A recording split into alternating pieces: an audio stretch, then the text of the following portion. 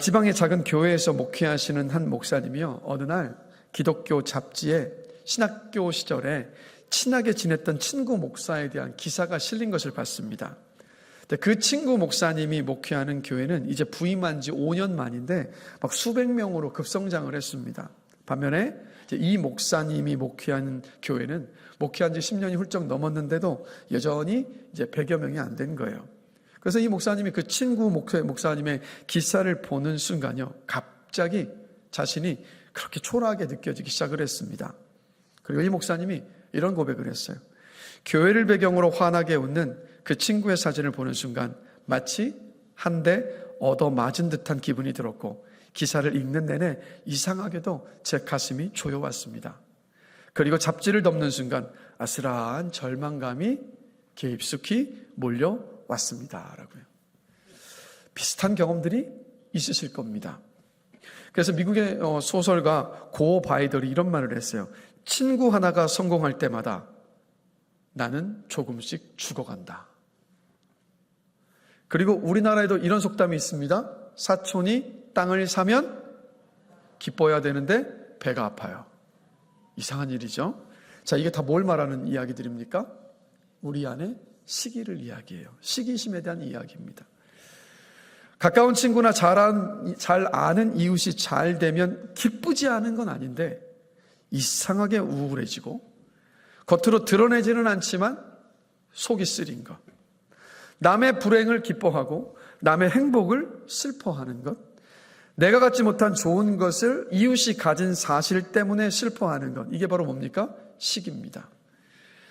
여러분, 우리 모두요, 이 시기로부터 자유할 수가 없죠.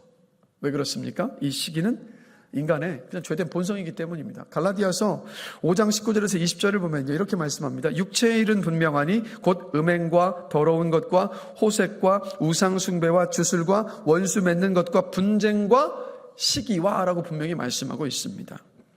시기는 인간의 그냥 죄된 본성입니다.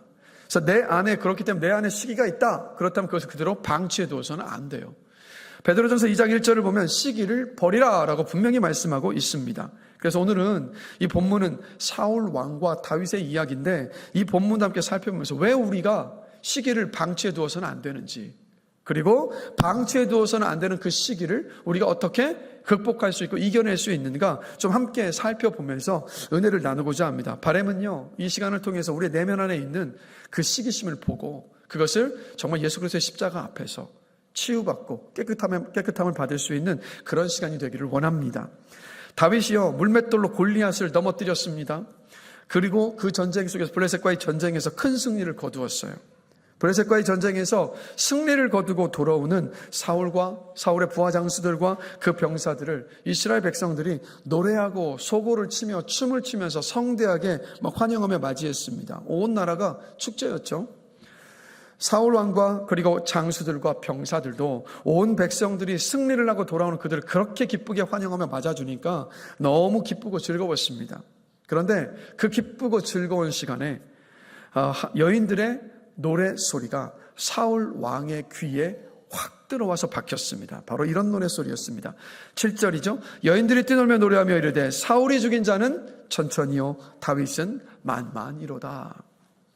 이 노래에 사울이 8절을 보시면 이렇게 반응합니다. 같이 한 목소리 한번 읽어보겠습니다. 사울이 그 말에 불쾌하여 심히 노하여 이르되 다윗에게는 만만을 돌리고 내게는 천천만 돌리니 그가 더 얻을 것이 나라 말고 무엇이냐 하고. 그 후에 사울이 또 이렇게 행동합니다. 9절인데요. 같이 한번 읽어보겠습니다. 그날부터 사울은 다윗을 시기하고 의심하기 시작하였다. 사실 이날 이후로 다윗은요, 사울의 부하 장수로서 전쟁에 나가는 족족 승리를 했습니다. 근데 그 모습을 보면서 사울은 기뻐하기보다는요, 다윗을 두려워하기 시작했어요. 시기심에 사로잡혀서 이렇게 승승장구하는 다윗이 나의 왕의 자리를 빼앗아 갈 것이다라고 상상했기 때문입니다. 그래서 사울은 그래서 그 시기심에 불타올라서 다윗의 몰락을 간절히 바라기 시작을 했어요. 그리고 바라기만 했던 게 아니라 다윗을 몰락시킬 일을 꾸미기 시작했고, 꾸몄던 그 일을 실행에 옮기기 시작을 했습니다.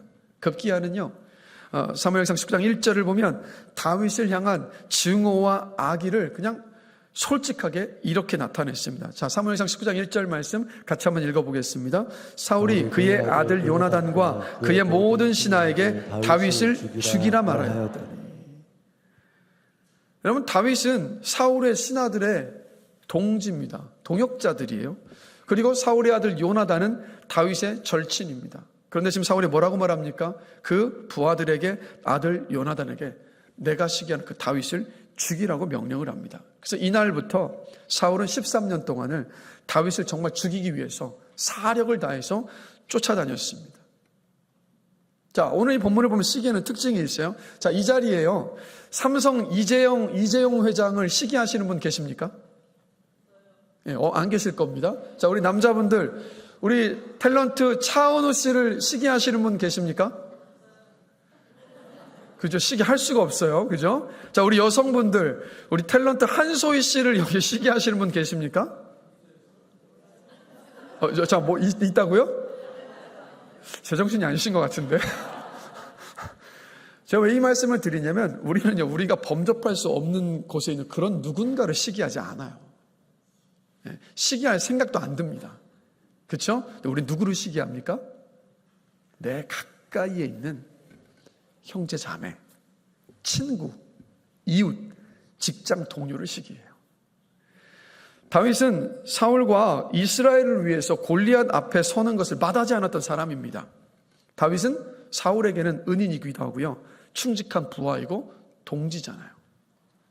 그런데 사울은 누구를 시기했냐면 이런 다윗을 시기했습니다.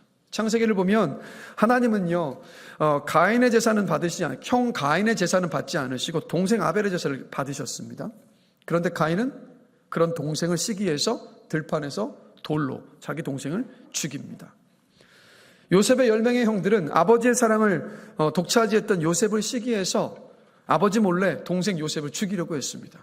죽이지는 않았지만 막내 동생 요셉을, 그 어린 나이의 요셉을 그냥 노예로, 종으로 팔아 넘겨버렸습니다.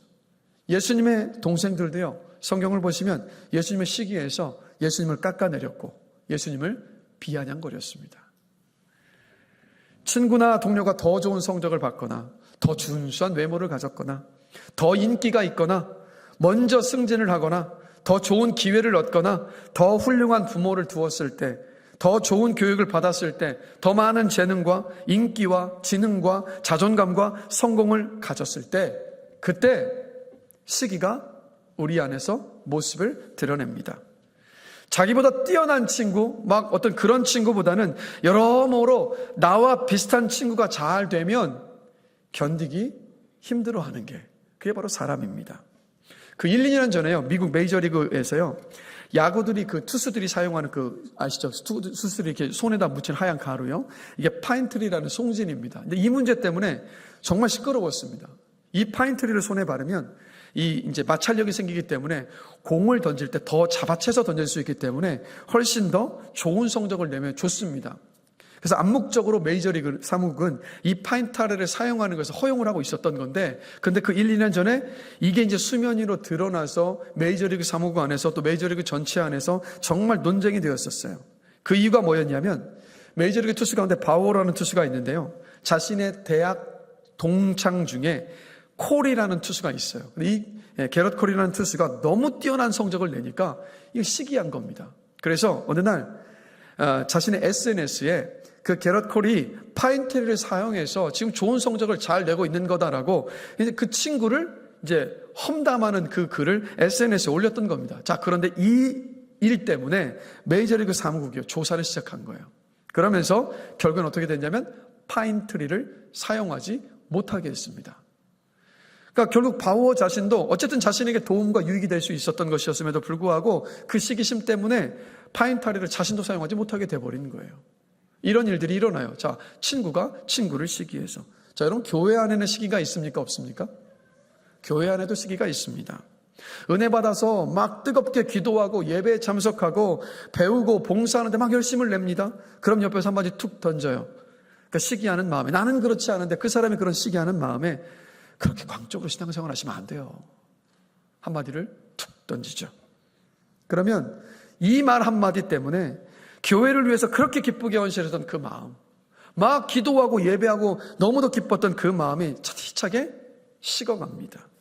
그래서 윌리엄 메이가 시기를 뭐라고 말했냐면 이렇게 말했어요. 형제에게 짓는 죄가 시기다.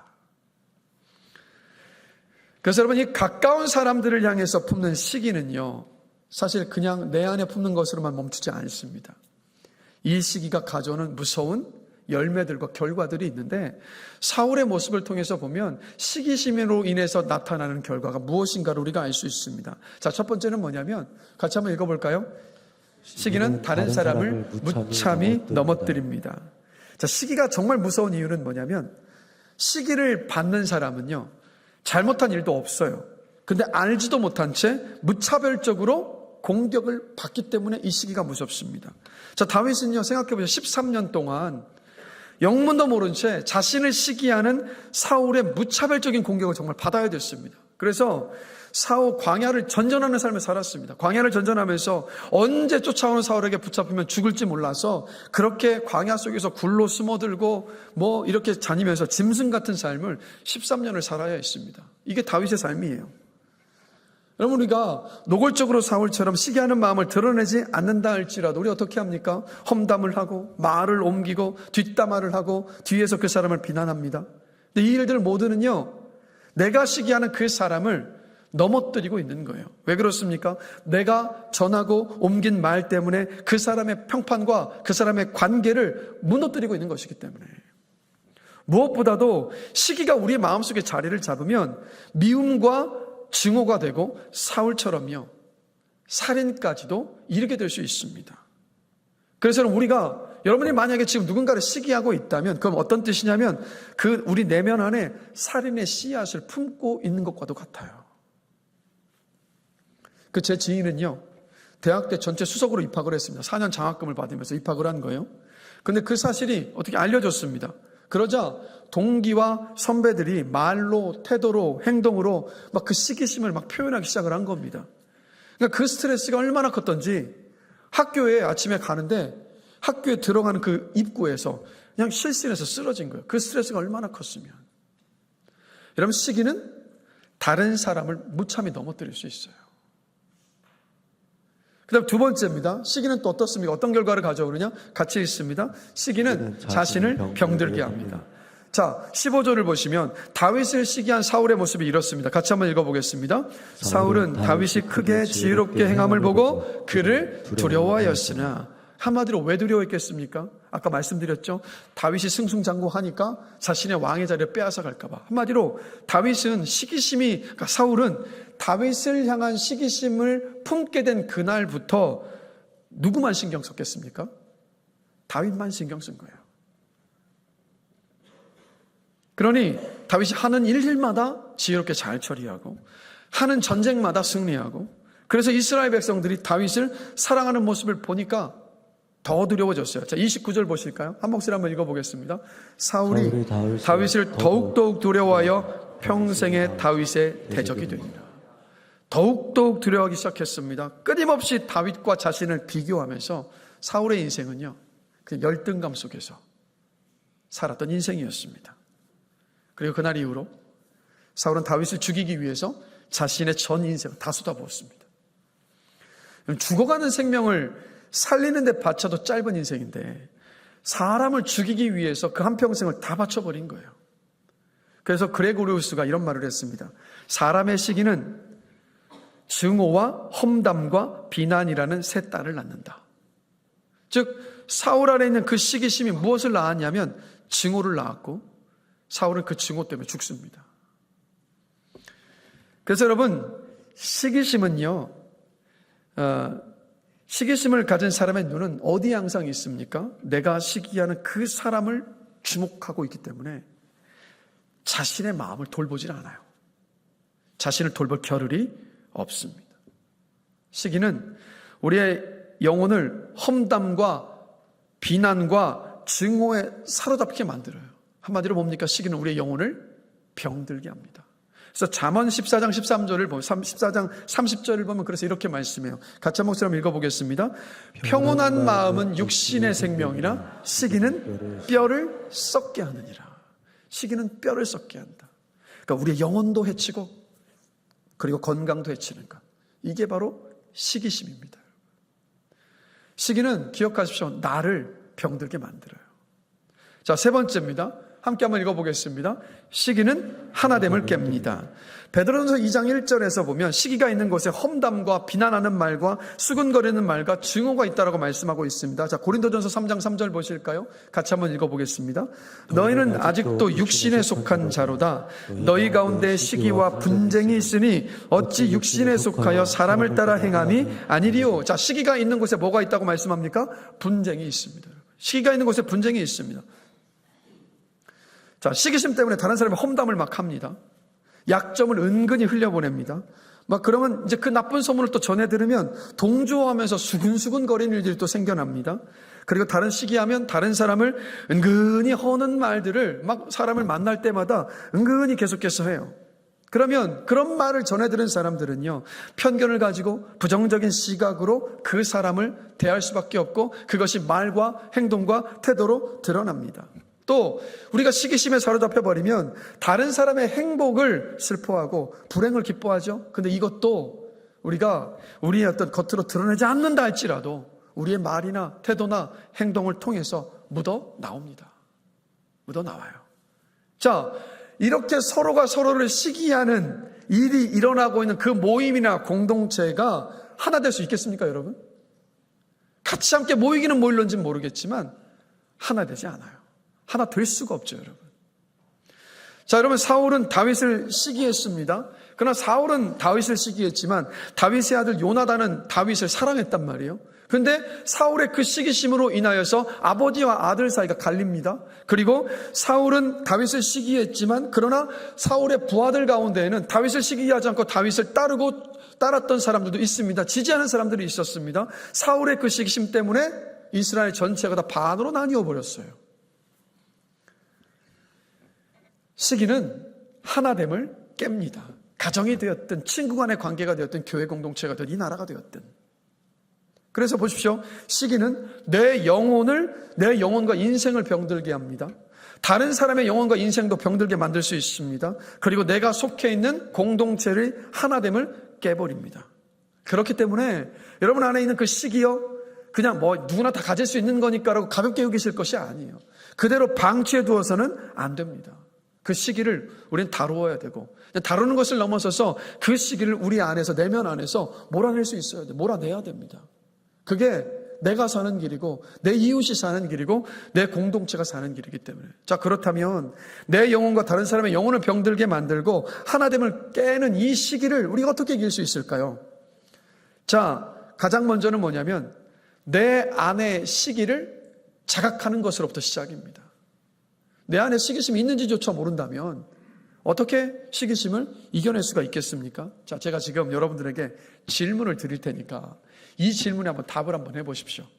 그래서 이 질문 속에서 답을 해보시면서 내 안에 시기가 있는지 없는지 한번 스스로 한번 점검해 보시길 바랍니다.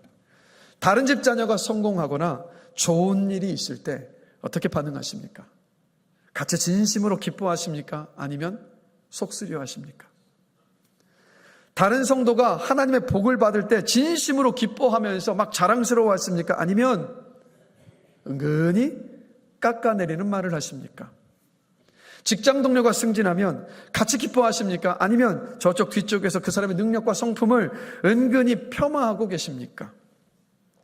친구에게 이성 친구가 생기거나 아니면 결혼한다고 할 때 진심으로 기뻐해 줍니까? 아니면 나는 왜 아직 아니냐면서 투덜거리십니까? 요즘 여러분의 마음을 기쁘게 하거나 슬프게 하는 일은 무엇이었습니까? 혹시 누군가 실패하고 넘어진 일 때문에 기뻐하지는 않으셨습니까? 혹시 누군가 성공하고 잘된 소식 때문에 슬퍼하거나 우울해하지는 않으셨습니까? 만약에 그렇다면 시기가 내 안에 퍼지고 있다는 증거입니다. 시기를 자각했다면 어떻게 해야 되죠, 여러분? 가장 먼저 해야 될 일이 뭡니까? 기도로 나아가야죠. 하나님, 형제자매와 친구와 이웃의 성공을 기뻐하지 못하는 이기적인 그 욕망의 뿌리, 그 뿌리를 뽑아 주시옵소서. 내 안에 순결한 마음을 주시옵소서. 예수 그리스도의 보혈의 피로 나를 덮으시사 나를 정결케 하여 주시옵소서라고 우리 기도함으로 나아가야 합니다. 주님께서 십자가에 달려 죽으신 이유가 뭡니까? 우리 안에 그 죄를 해결하시기 위해서 죽으셨고 해결하셨지 않습니까? 이렇게 내 안의 시기를 자각했다면 그 다음에 뭘 해야 되느냐? 한번 보실까? 함께 한 목소리 한번 읽어보겠습니다. 나에게 주신 것에 감사해야 합니다. 자, 우리 대한민국을 보면요, 거의 비슷한 시기에 학교에 입학해서 졸업을 하고, 거의 비슷한 시기에 취업을 하고, 거의 비슷한 날에 고향에 가고, 4년에 한 번 월드컵 때마다 빨간색 옷을 입습니다. 한국 사람은 사는 집, 타고 다니는 자동차, 그리고 지니고 다니는 물건들의 가격을요, 굉장히 정확히 잘 알아요. 그렇죠, 여러분? 그 외국에 가보면요, 외국의 집은요, 그 형태나 외양이나 뭐 안의 구조나 이게 너무 다양하기 때문에 그냥 겉에서 한번 보는 것을 가지고 그 시세를 알기가 어렵습니다. 자, 그런데 우리나라는 어떻습니까? 우리나라는 저 단지 몇 동은 얼마고, 로얄층은 또 얼마고, 옆 단지는 얼마인지 바로 파악할 수 있어요. 잘 아시죠? 잘 아실 겁니다. 그래서 한국은 거의 모든 것을요, 이 화폐적인 가치로 다 환전하는 어떤 특출난 어떤 능력들이 있고, 화폐적 가치로 파악할 수 있어요. 그리고 대한민국 사람 이걸 기가 막히게 잘합니다. 인정하십니까? 인정 안 하시나요? 잘 하시잖아요. 그러다 보니까 비교나 경쟁이요, 일상화됐잖아요. 그래서 대한민국 사람은 이 정도면 만족스럽지라는 자기만의 기준이 없어요. 여러분, 그런 기준 가지고 계십니까? 이 정도면 만족스럽지 않은 나만의 기준을 혹시 가지고 계십니까? 대다수의 대한민국 사람은 이런 기준이 없이, 기준은 누굽니까? 다른 사람이에요. 기준이 다른 사람이에요. 그러니 만족이 없고 쉽게 시기합니다. 그래서 우리나라에 사는 외국인들이요, 우리나라 사람들을 보면서 이런 말을 했다고 해요. 자기 자신과의 경쟁보다는 다른 사람과의 경쟁을 훨씬 더 신경 쓰며 사는 것 같습니다. 어떠십니까?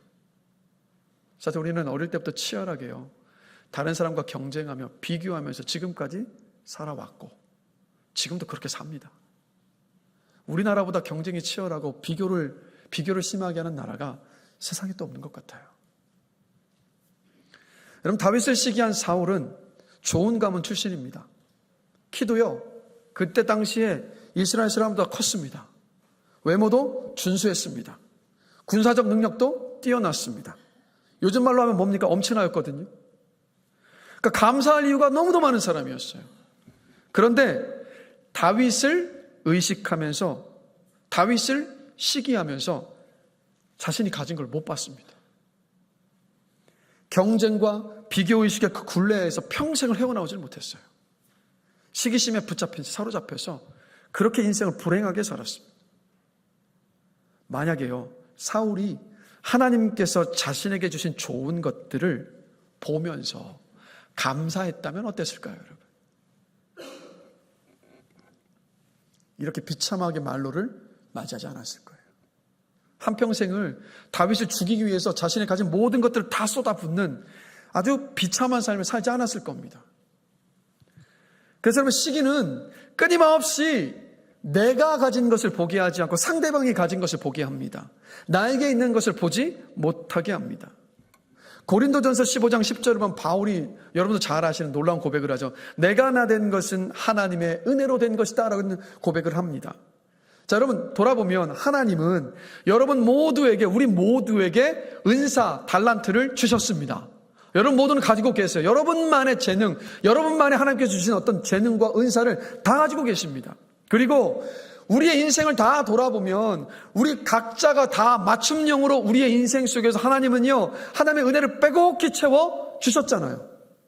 그 은혜가 우리의 인생 곳곳마다 빼곡히 채워져 있기 때문에 우리가 지금까지 올 수 있었고, 우리가 지금을 살아갈 수 있는 이유도 하나님은 우리 각자에게 맞춤형의 은혜를 주시기 때문입니다. 아멘이십니까? 자, 우리 모두에게 그런 인사를 주셨고 은혜를 주셨습니다. 뭐 쉽게 알몸으로 태어났는데 정말 많은 것 좀 누리게 하셨잖아요, 여러분. 그래서 내가 나 된 것은 하나님의 은혜로 된 것이라는 바울의 이 고백은 사실은 누구의 고백이기도 합니까? 우리의 고백이기도 하잖아요. 나의 나 된 것은 다 하나님의 은혜잖아요. 문제는 뭐냐면 나의 나 된 것은 다 하나님의 은혜임을 잊어버릴 때가 너무도 많다라는 거예요. 나에게 주신 것을 보지 않을 때가 많다라는 거예요. 그 저희 둘째 녀석은요, 화장실에 들어가면 한나절이에요. 그래서 뭘 하는가 보면 거울 앞에 딱 서서 이러고 있습니다. 한참을. 그러면서 막 이렇게 보고 여드름도 한번 확인해보고 계속 이러고 있어요. 야, 뭐해, 빨리 나와야지. 이러면 진짜 자주 하는 말이 있는데 이 녀석이 이런 말을 합니다. 아빠, 하나님이 나에게 은사를 주셨는데 외모에 다 몰빵해서 주신 것 같다고. 그러면서 자신에게 주시는 그 은사라고 생각하면서 그걸 매일 누려요. 매일 누려서 제가 보건대 어디를 가도 자존감이 떨어지지 않을 것 같아 보여요. 여러분, 나에게 없는 것, 나에게 없고 다른 사람에게 있는 것 보지 마시고 나에게 있는 것, 나에게 주신 것, 그것을 보십시오, 여러분. 그리고 감사하세요. 그렇게 보면 모든 게 감사할 이유 아닙니까? 그리고 비교할 때 더 이상 제발 다른 사람과 비교를 멈추십시오. 비교를 하실 거면 나 자신과 비교하시라고요. 이렇게요. 1년 전, 5년 전에 내 신앙과 내 인격과 나의 어떤 능력과 지금의 나를 비교해 보시라고요. 5년 전, 10년 전에 내가 누렸던 것과 지금 내가 누리고 있는 것을 비교해 보십시오. 이렇게 비교하잖아요? 그러면 하나님께서 주신 것이 얼마나 많은지 우리 인정할 수밖에 없습니다. 그것을 인정하는 그 자리에 감사가 그냥 나오죠, 여러분. 그리고 감사하는 사람은 시기심에 빠지지 않습니다, 여러분. 그래서 시기심의 특효약, 처방전은 뭐냐? 감사예요, 여러분. 그리고 우리는요, 나에게 주신 하나님의 은혜에 만족하고 감사하는 차원에 머무르면 안 되고 더 나아가야 돼요. 어디까지 더 나아가야 되냐면, 우리 지금 교회 공동체로 함께 모였지 않습니까? 나와 함께하는 믿음의 형제와 자매들에게 하나님께서 주신 것을 보면서 그것을 기뻐하고 감사하는 훈련을 우리는 해야 합니다. 지난 주간에요, 그 한 성도님께 전화가 온 거예요. 네, 했더니 목사님, 저 잠깐 찾아가도 될까? 이러시는 거예요. 네, 무슨 일 때문에 그러십니까? 했더니 목사님 새 차를 뽑았는데 그 목사님께 좀 기도 부탁하고 싶다고 해서 진짜 새 차가 출고되자마자 오신 거예요. 근데요, 제 차도 아닌데 제 차 뽑은 것처럼 그렇게 마음이 기쁜 겁니다. 그래서 이제 정말 축복하면서 하나님 이 차를 가지고 운전하고 오고 다니는 일터가 됐든 어디가 되었든 안전하게 아무런 사고 없이 다니게 하시고 가는 곳곳을 통해서 하나님의 사랑과 그 은혜를 드러낼 수 있는 삶으로 축복하여 달라고 정말 진심으로 기뻐하면서 그렇게 기도했습니다. 여러분들도 그런 마음이시죠? 목장 식구들이 또 교회 공동체 누군가에게 기쁘고 좋은 소식이 있을 때 내일인 것처럼 기뻐하고 내일인 것처럼 감사할 수 있는, 여러분, 그런 훈련을 우리 끊임없이 해야 합니다. 성경에서 말씀하시잖아요. 기뻐하는 사람들과 함께 기뻐하라. 그래서 저는요, 그러니까 우리가 다른 성도들에게 주신 은혜에 감사하고 기뻐하는 사람에게는 그 시기가 설 자리가 없습니다. 그래서 저는 우리 모두가 다 기뻐하는 사람들과 함께 기뻐할 수 있는 그런 멋진 그리스도인들이 되길 주님의 이름으로 축원합니다. 그리고 여러분들이 사랑하는 친구를 위해서 누구보다 먼저 기뻐하며 박수주는 정말 멋진 친구가 되시기를 주님의 이름으로 축복합니다. 또 세 번째입니다. 같이 한 목소리 한번 읽어보겠습니다. 지체의식을 가져야 합니다. 자, 교회 안에서 함께 사역을 하다 보면 시기하는 일이 없어야 되는데 사실 자주 생깁니다. 바울이요, 바울을 따르는 바울파와 베드로를 따르는 게바파와 아볼로를 따르는 아볼로파로 나뉘어져서 분쟁하고 있었던 고린도 교회를 향하여서 이렇게 말을 했습니다. 고린도전서 3장 8절 9절인데요. 우리 같이 한 목씩 한번 읽어보겠습니다. 심는 이와 물주는 이는 한 가지이나 각각 자기가 일한 대로 자기의 상을 받으리라. 우리는 하나님의 동역자들이요 너희는 하나님의 밭이요 하나님의 집이니라. 바울이 뭘 강조했냐면, 나와 베드로와 아볼로 모두 바로 여러분들이 몸담고 있는 그 고린도 교회를 위해서 함께 일하는 동역자들입니다라는 것을 강조하고 있는 거예요. 자, 똑같이요, 우리 모두는 효민교회 안에서 동역자입니다. 함께하는 동역자. 그리고 하나님의 밭이고 하나님의 집입니다. 여러분, 집에는 기둥도 있고 벽도 있고 바닥도 있고 천장도 있습니다. 이것 어느 것 하나 없으면 집이 될 수가 없고 모든 것이 다 있어야 집입니다. 누가 더 낫고 못하고 할 것이 여러분 없어요. 교회의 건축자이신 하나님의 뜻대로 우리 모두는 세워지고 있는 것이고 그냥 쓰임받고 있는 것뿐입니다, 여러분. 그러니 함께 교회에서 사역하면서 누군가가 미워지고 막 시기하는 마음과 생각이 들 때마다 마음속으로요, 이렇게 고백하셔야 돼요. 저 사람도 주님께서 사랑하시고 쓰시는 종이다. 저 사람은 나의 동역자더라고요. 그래서 여러분, 우리는 항상 무엇을 인식하고 고백하고 인정할 수 있어야 되냐면, 지금 내 옆에 앉아서 함께 예배하고 있고 함께 신앙생활하는 그 지체가 나에게 정말 필요한 존재이고 우리 공동체에 정말로 필요한 존재라는 것을 우리 인정할 수 있어야 되고, 그리고 고백할 수 있어야 합니다. 이런 지체의식을 우리가 가지고 있다면 시기는 우리 안에서 힘을 잃습니다. 힘을 잃어요. 자, 옆 사람 보시면서 웃으시면서 함께 한번 고백해 보겠습니다. 우리는 동역자입니다. 우리는 동역자라니까요. 아니, 동역자인데 동역자임을 기억하고 있으면 시기할 일이 뭐가 있겠습니까, 여러분? 그렇죠? 그 사람의 기쁜 일이 나의 기쁜 일이고 나의 기쁜 일이 그 사람의 기쁜 일이잖아요, 여러분. 이 지체의식을 가지시고 시기심을 이겨낼 수 있는 여러분들이 되시길 주님의 이름으로 축복합니다. 마지막 네 번째입니다. 같이 한번 읽어보겠습니다. 하나님의 사랑을 깊이 묵상하십시오. 자, 우리가 누군가를 시기하는 진짜 근원적인 이유가 있어요. 뭡니까? 내가 그 사람보다 뛰어나면 가치 있는 존재라고 생각하는 때문이잖아요. 시기심은 다른 사람보다 내가 낫다는 인정을 받고자 하는 마음, 내가 중요한 존재라는 것을 확인받고 싶어하는 마음, 내가 사랑받고자 하는 그 마음, 그게 시기심의 그 제일 밑바닥에 깔려 있습니다. 그렇기 때문에 시기심의 문제는 그냥 감정의 문제가 아니라 이건 정체성의 문제고 영적 문제예요, 여러분.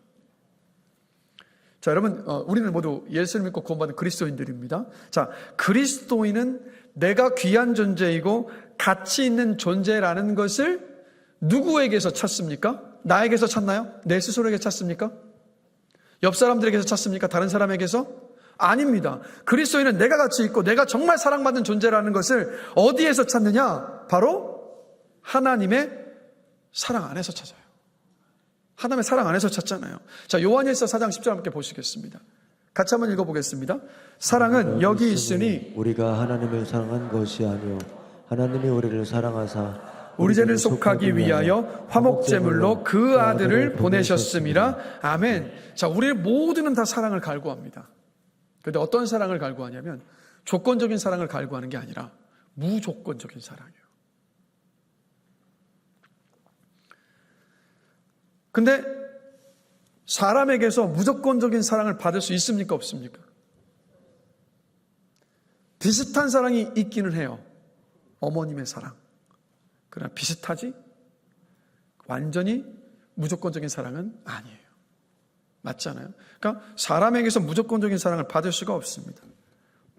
하나뿐인 독생자 예수님을 여러분을 살리시려고 하나님께서 그 사랑하는 아들을 십자가에 못 박아 죽이셨고 다시 살리셨습니다. 그때 우리가 무언가 착한 일을 해서도 아니고 그런 사랑받을 만한 이유가 있어서도 아니잖아요. 언제 주님께서 그 일을 하셨습니까? 우리가 죄인이었을 때, 하나님을 대적하고 하나님을 멸시하는 하나님의 원수였을 때, 그때 하나님은요 독생자를 내어주셨습니다. 그 모진 고통과 고난 다 받게 하셨고, 십자가에서 물과 피를 다 쏟게 만드셨고, 그 아들에게 저와 여러분들이 받아야 할 진노의 그 심판을 다 쏟아 부으셨습니다. 오죽하면 그 고통이 얼마나 고통스러웠었던지, 그 진노의 심판을 다 홀로 감당하시는 그 시간이 너무도 외롭고 너무도 고통스러우셔서 주님께서 마지막에 비명을 지르셨잖아요. 나의 하나님, 나의 하나님, 어찌하여 나를 버리시나이까. 한 번도 하나님을 나의 하나님이란 공식적인 호칭으로 부르신 적이 없었던 예수님이신데, 그 순간만큼은 내 아버지가 아니라 나의 하나님이라는 공식적인 호칭을 부르신 거예요. 왜요? 진짜 하나님께 버림받으셨거든요. 누구 때문에요? 나 때문에, 우리 때문에. 여러분, 하나뿐인 독생자 예수님을 내어주신 그 하나님을 보면서 우리는 확신할 수 있습니다. 기억합시다. 하나님은 여러분을 무조건 그냥 너무도 사랑하십니다. 지금 사순절 기간을 우리가 지나가고 있는데, 십자가에 달려서 물과 피를 다 쏟고 계시는 예수님은요, 너는 나에게 무조건적인 가치를 가진 존재야 라는 하나님의 사랑의 메시지 아닙니까? 지금도 주님 여러분에게 말씀하고 계세요. 너는 나에게 무조건적인 가치를 가진 존재란다. 그게 의심되니? 믿어지지 않니? 그러면 내 아들이 너를 대신해서 못 박혀있는 그 십자가를 바라봐라라고 말씀하십니다. 여러분, 우리는 복음 안에서 시기를 이길 수 있는 겁니다. 그리고 이 사순절 기간 정말 주의 십자가 부활을 깊이 묵상하시면서 하나님이 나를 얼마나 사랑하시는지 확인하시고 그 사랑으로 체험받은 여러분들이 되시기를 간절히 기도합니다. 그래서 우리가 하나님의 사랑을 알아서 그 사랑으로 체험을 받아서 하나님은 나를 있는 모습 그대로 그냥 사랑하시고 나를 존귀하게 여기신다. 나는 하나님의 사랑받는 하나님의 자녀다. 하나님은 나를 절대 버리지 않으시고 내 삶을 책임져 주신다. 하나님은 언제나 내 편이시다라는 이 마음속에 진실한 고백이 있는 사람은, 또 이 하나님의 사랑 안에서 정체성이 세워진 사람은요, 시기심이 자리 잡을 수가 없습니다. 나를 향한 주님의 사랑을 깊이 알고 경험할 때 나에게 온전히 만족할 수 있고, 그럴 때 다른 사람을 시기하지 않습니다. 그러니 전 이렇게 봅니다. 복음은 정말 우리에게 만병통치약입니다. 십자가와 부활, 절기 때만 묵상하지 마시고 매일 묵상하십시오. 매일매일 묵상하시다 보면 하나님의 그 사랑이 파도처럼 물밀듯이 나에게 깊이 밀려오는 그 순간이 반드시 옵니다. 그 저를 따라서 한번 고백해 보시겠습니다. 하나님은 나를 있는 모습 그대로 그냥 사랑하시고 존귀하게 여기신다. 나는 하나님의 사랑받는 자녀다. 하나님은 나를 절대 버리지 않으시고 내 삶을 끝까지 책임져 주신다. 하나님은 언제나 내 편이시다. 이 사랑 안에 살게 되시길 주님의 이름으로 축복합니다. 그 사랑을 확신하며 그 사랑을 체험받으셔서 시기심이 자리할 수 없는 여러분들이 되시길 주님의 이름으로 축복합니다. 말씀을 마무리하겠습니다. 찬양팀 다 올라와 주실까요? 제가 스크랩 해둔 짧은 글을 읽어드릴게요. 이렇게 한번 주의 깊게 한번 들어보시기 바랍니다. 주님은 나를 기억하신다. 그분의 심장에 내 이름을 새겨 놓으실 만큼 나를 사랑하신다. 주님의 사랑은 끝이 없고 한계도 없고 가늠할 수도 없다. 내가 상상하는 그 이상으로 주님은 나를 사랑하신다. 그 사랑 안에 거하는 사람은 행복한 사람이다. 그 은혜 안에서 사는 삶은 선물이고 축복이다. 여러분, 하나님은요 여러분이 상상하시는 그 이상으로 여러분을 너무도 사랑하십니다. 이것을 알 수 있는 성경 말씀이 있어요. 스바냐 3장 17절입니다. 우리 다 같이 한 목소리 한번 읽어보겠습니다. 너의 하나님 여호와가 너의 가운데에 계시니 그는 구원을 베푸실 전능자이시라. 그가 너로 말미암아 기쁨을 이기지 못하시며 너를 잠잠히 사랑하시며 너로 말미암아 즐거이 부르며 기뻐하시리라 하리라. 저는 이 말씀을 대할 때마다 우리 BGM 좀 해주시면 너무 좋겠습니다.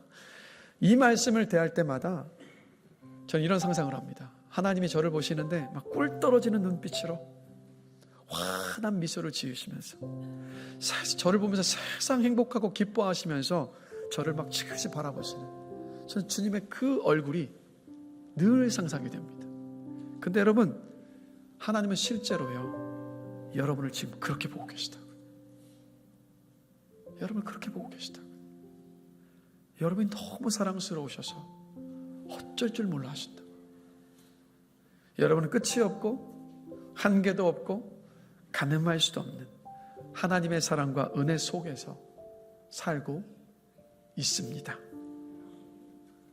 그렇기 때문에 여러분의 삶은요, 선물이고 축복입니다. 우리 마지막으로 함께 고백해 보겠습니다. 하나님의 은혜와 사랑 안에서 사는 내 삶은 선물이고 축복이다.